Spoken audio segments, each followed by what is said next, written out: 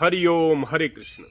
प्यारे बच्चों, प्यारे युवाओं, जब एक व्यक्ति ब्रह्मचर्य का नाश करता है, वीर्य नाश करता है, तो केवल वह वीर्य नाश नहीं कर रहा, वह अपने अंदर की सारी क्षमताओं का नाश कर रहा होता है। वह अपनी बुद्धिमत्ता को खो रहा होता है, अपने बल को खो रहा होता है, अपनी मांसपेशियों की संख्या को और उनकी क्षमता को खो रहा होता है, शरीर को खराब कर रहा होता है, यादाश्त को खो रहा होता है, उसके अंदर कायरता आती है, उसके अंदर डर आता है, सारी बहादुरी कहीं ना कहीं खो जाती है, मर्यादा को खोता है, शर्म को खोता है, इज्जत को खोता है, क्या क्या नहीं खोता है ब्रह्मचर्य नाश करके एक व्यक्ति।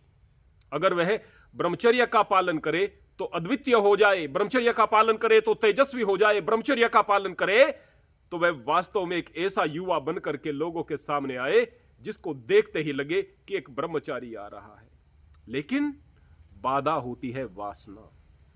वासना एक इंसान को ब्रह्मचारी नहीं बनने देती, वासना एक इंसान को मिट्टी में मिला देती है। अतीत में बड़े बड़े पाप हुए हैं, बड़े बड़े युद्ध हुए हैं, बड़ी बड़ी लड़ाइयां हुई हैं इस वासना के चक्कर में। रूप बसंत का किस्सा ले लो, या फिर पिंगला भर्तरी का किस्सा ले लो, या फिर भक्त पूरणमल का किस्सा ले लो। कहीं मौसी ने, कहीं भाभी ने, कहीं माताओं ने बच्चों के साथ में अत्याचार किए हैं वासना के चक्कर में।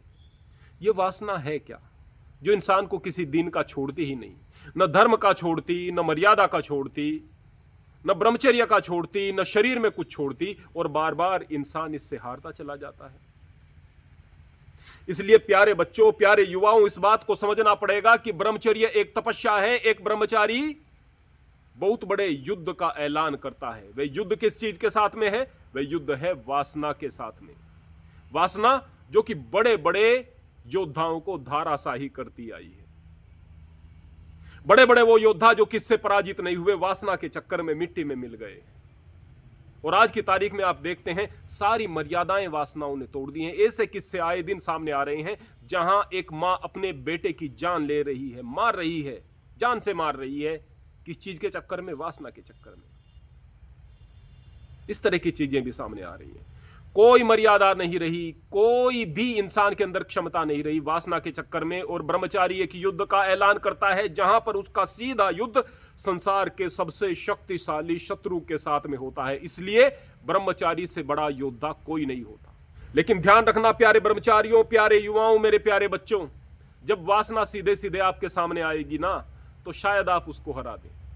आसान नहीं है फिर भी हराना, लेकिन फिर भी शायद आप उसे हरा दें।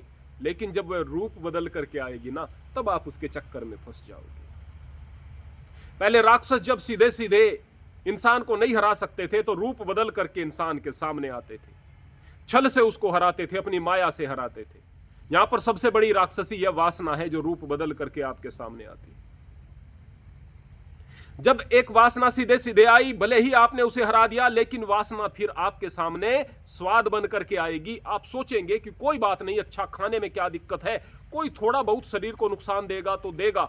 आप अगर ब्रह्मचारी हैं तो केवल वही चीज खाएंगे जो कि आपके शरीर के लिए बेहतर है, स्वाद के लिए नहीं खाएंगे, क्योंकि वासना दूसरा रूप बदल करके आई है। जब वासना क्रोध के रूप में आपके दिमाग पर हावी होने लगे, तो वासना को हराना है और उसे जवाब देना है कि मैं ब्रह्मचारी हूं, मैं होश में रहूंगा। अगर मुझे क्रोध आएगा भी तो उस जेन्युइन बात पर आएगा जहां पर मेरे परिवार पर, मेरे देश धर्म पर कोई हमला हो रहा हो। इसके अतिरिक्त मैं क्रोध क्यों करूं? और क्रोध में भी वह खामखा के फैसले नहीं लेगा।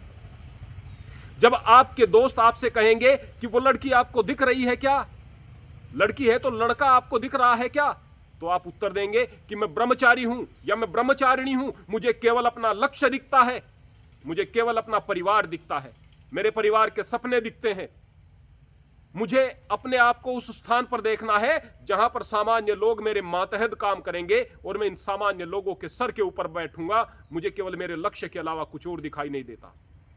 जब एक ब्रह्मचारी ब्रह्मचर्य शब्द का प्रयोग करे तो वह गर्व से भरा हुआ होना चाहिए।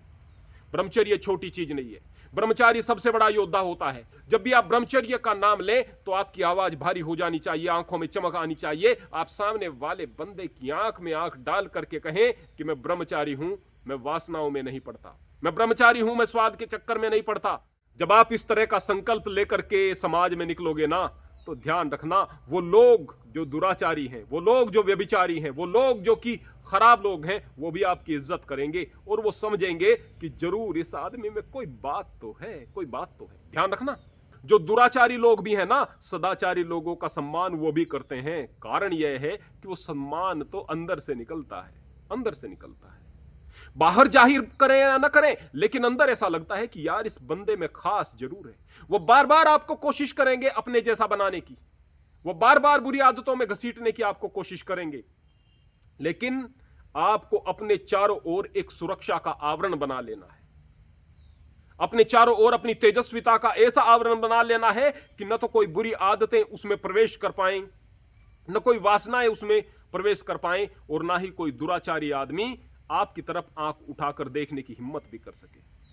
ध्यान रहे तो केवल अपने लक्ष्य पर, अपने लक्ष्य पर और अपने लक्ष्य पर, इसके अलावा कुछ नहीं। अपने मां बाप के सपने, परिवार में अपना स्थान, अपना कर्तव्य, उसके अलावा कुछ और दिखाई न दे। यदि आप इस तरह से करते चले जाएंगे, कुछ तो आपके ब्रह्मचर्य की तेजस्विता, कुछ आपके चरित्र की महानता, कुछ आपके विचारों की पवित्रता, कुछ आपका आत्मबल और कुछ आपकी मेहनत आपको वो बना देगी जिसके बारे में बहुत सारे लोग सिर्फ कल्पना कर सकते हैं, प्राप्त नहीं कर सकते। लेकिन एक ब्रह्मचारी के लिए कुछ भी असंभव नहीं, वह सब कुछ प्राप्त कर सकता है। हर वो चीज जो कि इंसान के प्राप्त करने के योग्य है, या फिर उससे बढ़कर भी। हरि ओम, हरे कृष्ण।